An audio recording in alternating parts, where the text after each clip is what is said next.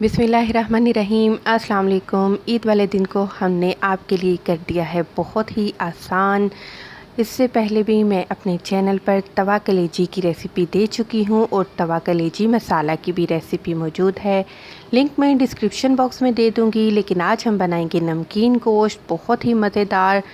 आज हम आपको चिन्योट का मशहूर नमकीन गोश्त बनाना बताएंगे। इसके लिए मैंने मटन की चॉप्स ली है। आप मटन की कोई भी मिक्स बोटी भी ले सकते हैं। ये मेरे पास आधा किलो से थोड़ा सा ज़्यादा है गोश्त।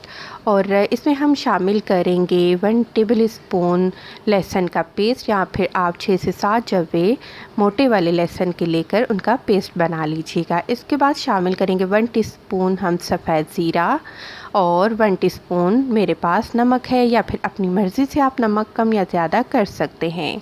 इसमें शामिल करेंगे 1 गिलास और आधा गिलास, 1.5 गिलास हम टोटल इसमें पानी का शामिल करेंगे। और इसको अब हम चूल्हे पर रख देंगे और इसको उबाल आने देंगे। चूल्हे पर रखने से पहले आप इन तमाम चीज़ों को अच्छी तरह से मिक्स कर लें।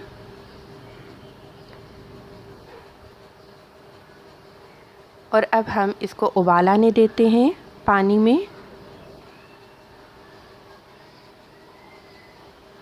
पानी में जैसा कि आप देख सकते हैं उबाल आ चुका है। अब हम इन तमाम चीज़ों को फिर दोबारा हल्का सा मिक्स कर लेते हैं।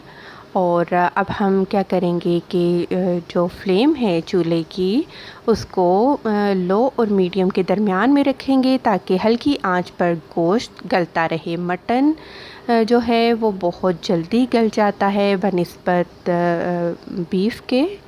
इसको ज़्यादा टाइम नहीं लगता, तकरीबन आधा घंटा लगता है और ये गोश्त बिल्कुल रेडी हो जाता है। पानी देख सकते हैं बिल्कुल खुश्क हो चुका है और जो मटन है वो बहुत अच्छे तरीके से गल चुका है। अब हम क्या करेंगे, अब हम गोश्त की भुनाई करेंगे। और गोश्त भूनने के लिए हमें चाहिए होगा कुकिंग ऑयल। आधा कप आपने कुकिंग ऑयल लेना है। 7 से 8 हरी मिर्चें, उनका आप पेस्ट बना लीजिए। अब इसमें शामिल करेंगे 1 टीस्पून काली मिर्च का पाउडर।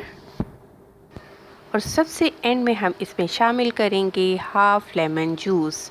बड़े साइज़ का लीमू ले लिया है। लीमू आपका जूसी होना चाहिए और ये आधा लीमू भी हम इस पर डाल देंगे। आपने क्या करना है, 5 मिनट तक आपने गोश्त की अच्छी तरह से भुनाई करनी है, ताकि जो हमने बाद में चीज़ें डाली हैं, हरी मिर्ची, काले मिर्च और लीमू, उनका फ्लेवर गोश्त में बहुत अच्छी तरह से मिक्स हो जाए।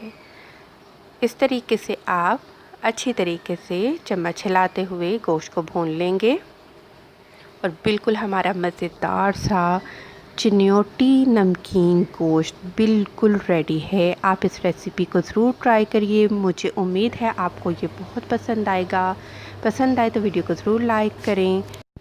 खुश रहें, दुआ में याद रखें। अल्लाह हाफ़िज़।